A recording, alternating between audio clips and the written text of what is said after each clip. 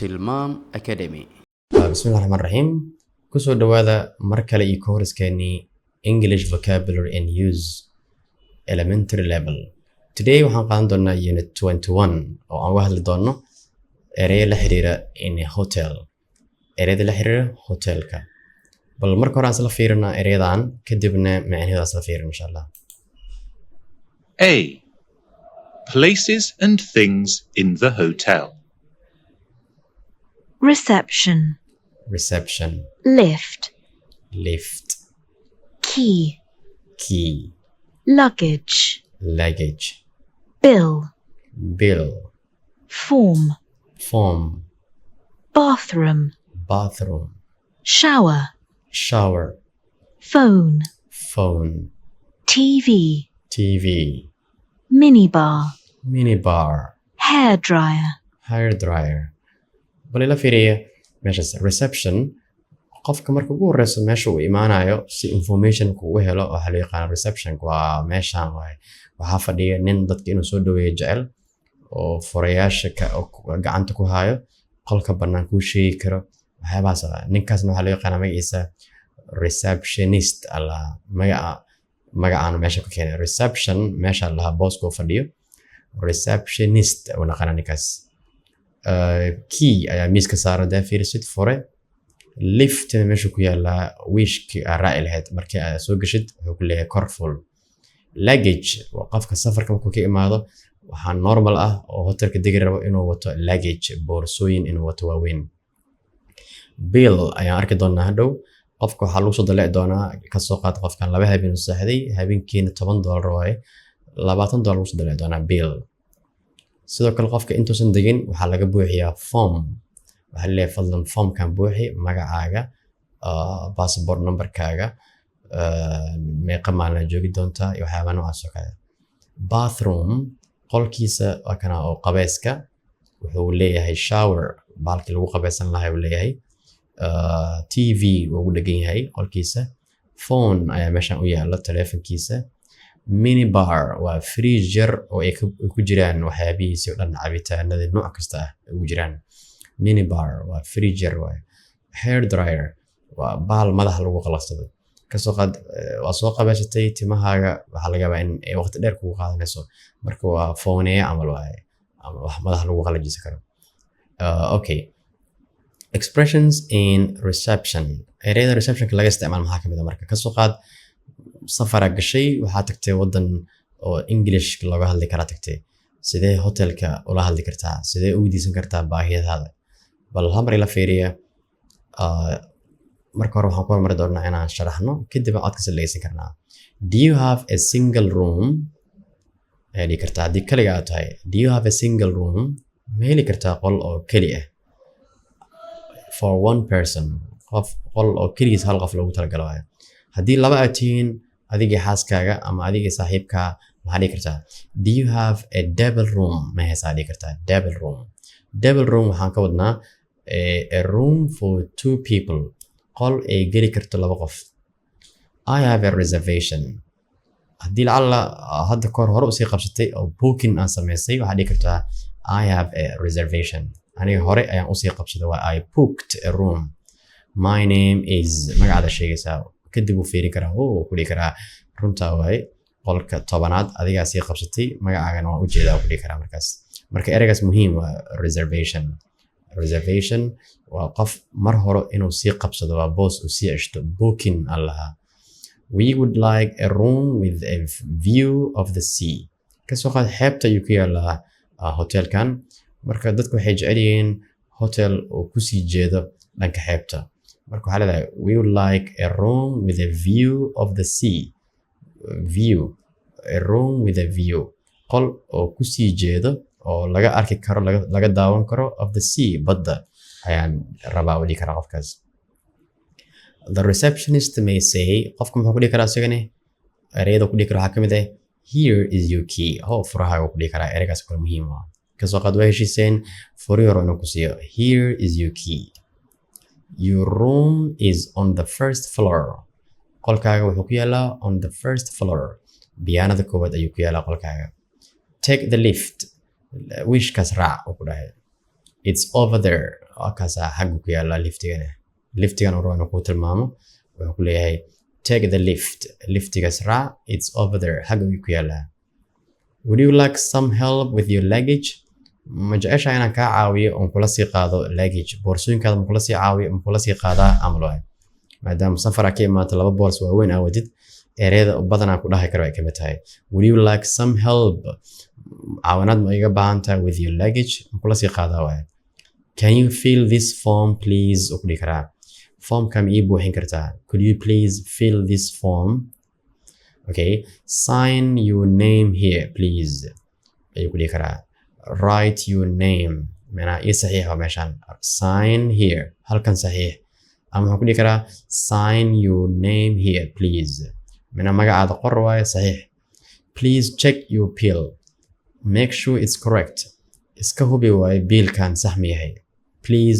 check your bill ayuu ku dalacay kasoo qaad 5 maalin degneed qof kale ayuu kugu qalday wuxuuna ku soo qoray bill oo 10 maalin ah marka waxaan ku leeyahay iska hubi magacaaga ma yahay iyo qolkaaga please check your bill iska jeegaray biilkaaga when you leave you say marka hotelka tickets maxaa dhihi kartaa can I check out please hotelkana ka baxayaan rabaa fadlan ii dhiib formkii aan buuxin lahay check in iyo waxaa jira wax loo yaqaano check out marka hotelka ka dhamaatid aad kasii bixayso waxaa dhahaysaa can I check out please inaan hotelka ka dhamaada ayaan rabaa kabtaada ka tago fadlan ii xisaabi lacaga igu leedihiin can I have the bill please can I have the bill please biilka ma heli karaa leedahay maadaama aan check out sameynayo oo baxayo biilka ma heli karaa leedahay markaas bal hal mar aan dhageysano dadka oo luqadda u dhashay sida ay ugu dhawaaqayaan B. Expressions in reception.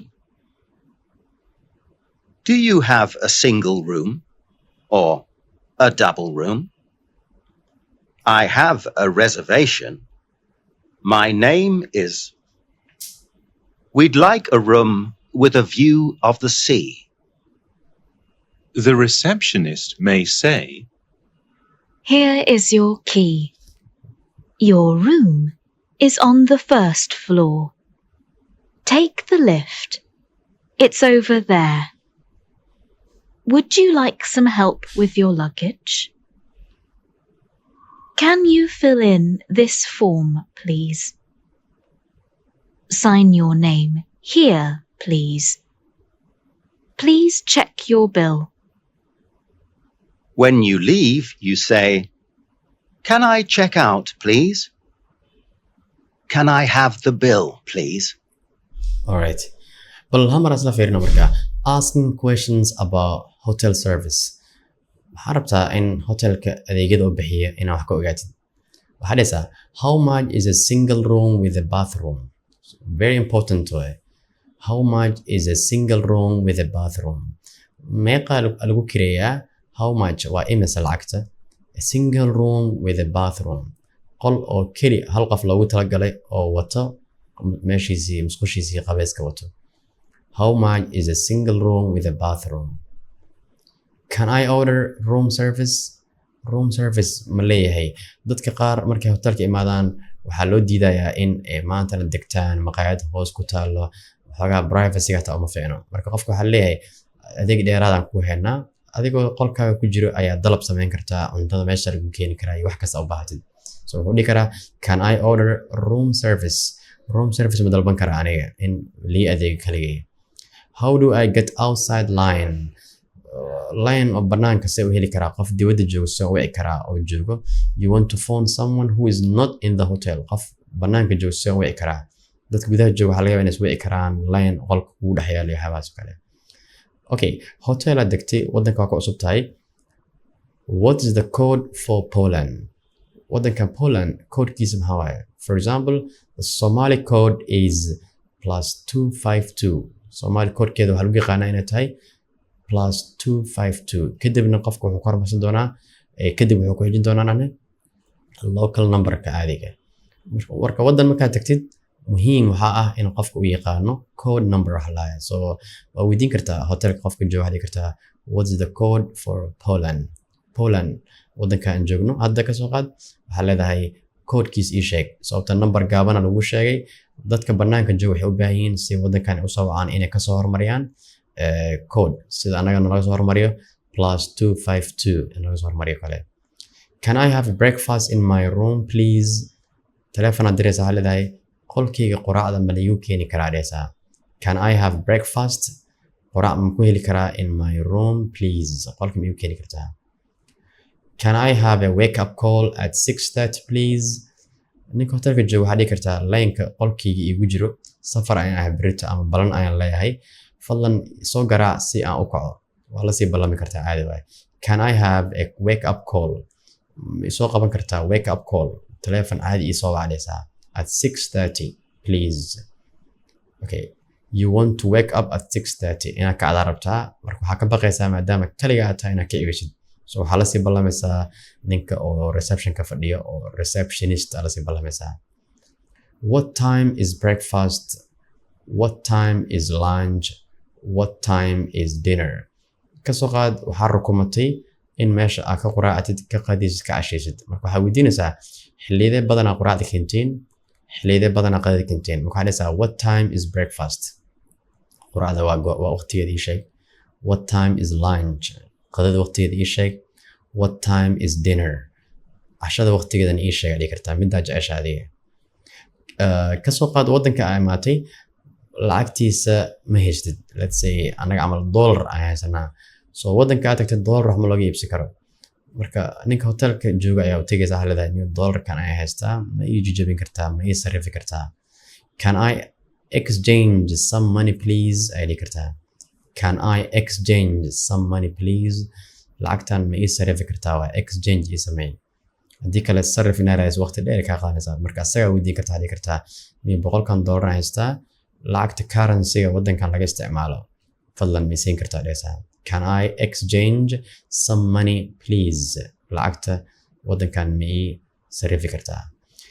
That's it. Waxaan is leeyahay waxaan awood u yeelan karnaa chapterkan markii aan dhammeeno kadibna aan ka shaqeyno exercise-kiisa in aan isku filnaan karno kaligeen kadibna aan tagi karno hotel kadibna aan ku meel mari karno ereyadan maanta aan barano markaas oo aad dhihi kartid qol ma heli karaa oo keli ah qol double ah lacagta waa imisa how much waa inaad dhihi kartaa meeqa saac waa quraacda may caawin kartaa iyo waxyaaba noocaas kale. Intaan ka gaari doono chapterka xiga insha Allah waxaan soo ognahay sidaas iyo nabadgelyo insha Allah.